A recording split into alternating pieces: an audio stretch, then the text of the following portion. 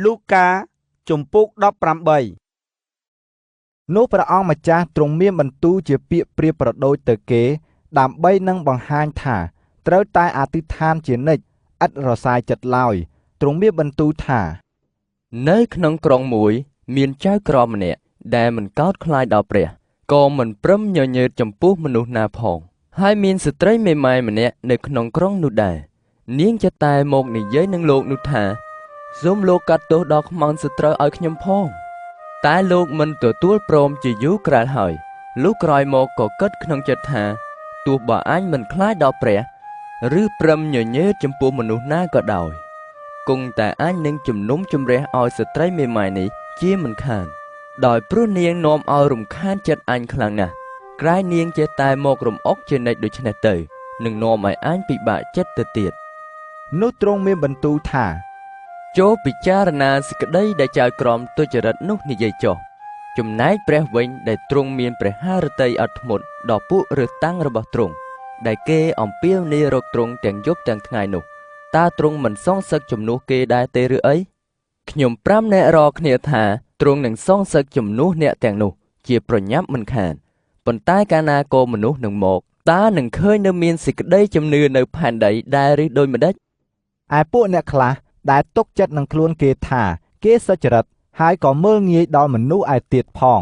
នោះទ្រង់មានបន្ទូលជាពាក្យប្រៀបប្រដូចនេះថា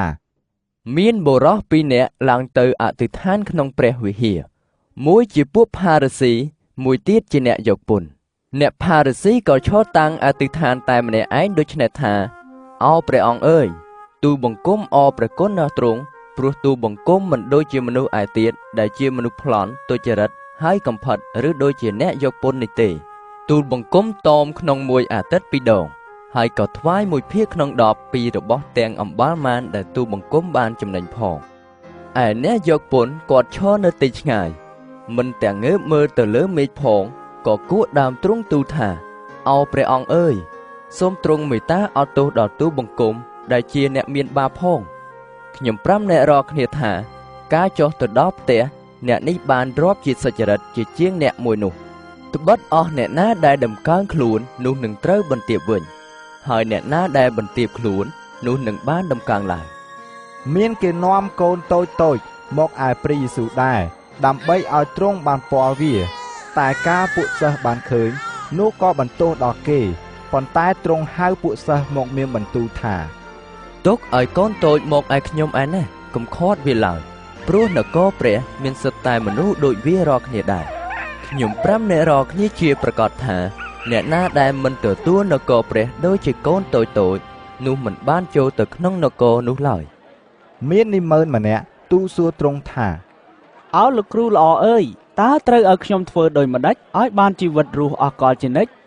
ព្រះយេស៊ូវមានបន្ទូលតបថាហេតុអ្វីបានជាអ្នកហៅខ្ញុំថាល្អដូច្នេះគ្មានអ្នកណាល្អឡើយមានតែមួយប៉ុណ្ណោះគឺជាព្រះអ្នកបានស្គាល់បញ្ញត្តិទាំងប៉ុន្មានហើយដែលថា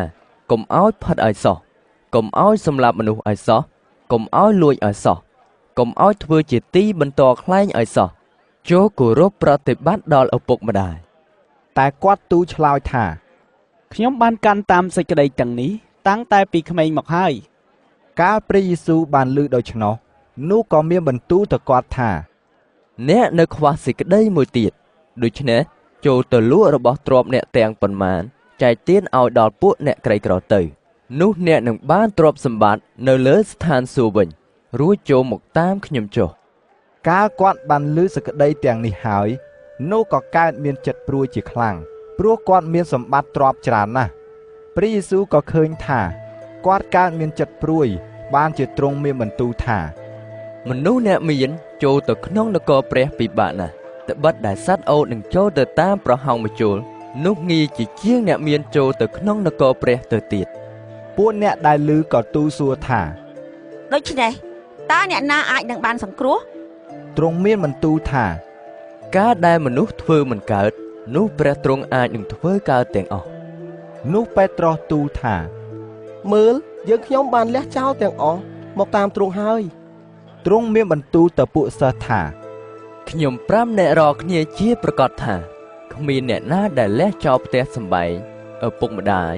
បងប្អូនឬប្រពន្ធកូនដោយយល់ដល់នគរព្រះឥតបានចម្រើនកាន់តែច្រើនឡើងក្នុងសម័យនេះនោះឡើយហើយលុះដល់បរលោកនាយក៏នឹងបានជីវិតរស់អស់កលជានិច្ចថែមទៀតផង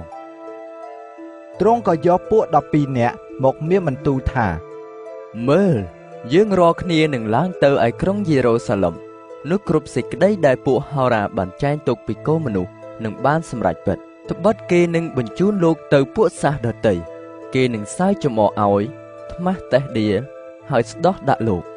រួចកាលគេបានវាយនឹងរំពាត់ហើយនោះគេនឹងសម្លាប់លោកបងតែក្រោយ3ថ្ងៃមកលោកនឹងរស់ឡើងវិញតែពួកសាវកមិនបានយល់សក្តីទាំងនោះសោះពាក្យនោះជាពាក្យលាក់កំបាំងដល់គេហើយគេមិនបានយល់ជាថាដូចម្ដេចទេ